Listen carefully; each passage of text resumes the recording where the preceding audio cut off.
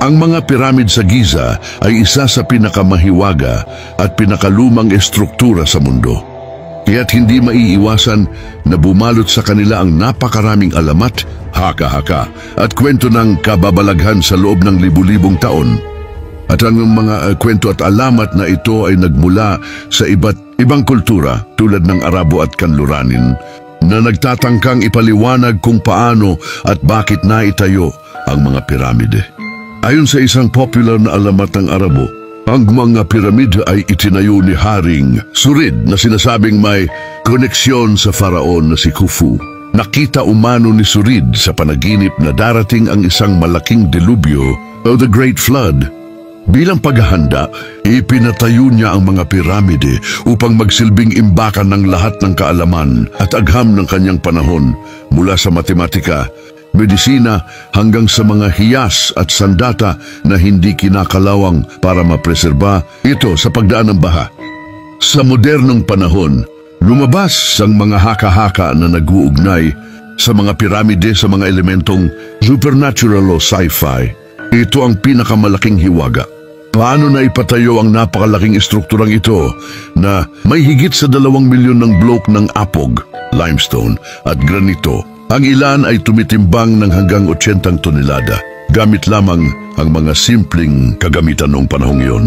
Naniniwala ang ilang tao na imposibleng maiakyat at maikabit ang mga ito ng mga taong may normal na laki at lakas. Sa ilang sinaunang kwento, lalo na sa mga legend ng Arabo, tulad ng kwento ni Haring Surid, may mga banggit ng mga nilalang na may supernatural na kapangyarihan o mga higante na posibleng may kinalaman sa pagtatayo.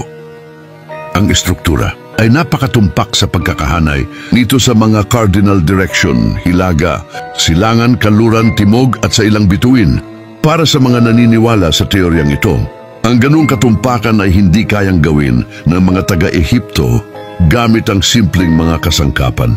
Iminumungkahi ng teoryang ito na kilala rin bilang ancient astronaut theory na ang mga alien ay bumisita sa daigdig nung sinaunang panahon at nagbigay ng teknolohiya o kaya ay direkta nilang itinayo ang mga pyramid bilang mga landing platform, power station o mga palatandaan para sa iba pang alien. Bagamat may basehan sa astronomiya, ang teoryang ito, ang 3 pyramid ay nakahanay sa 3 bituin sa Orion's Belt.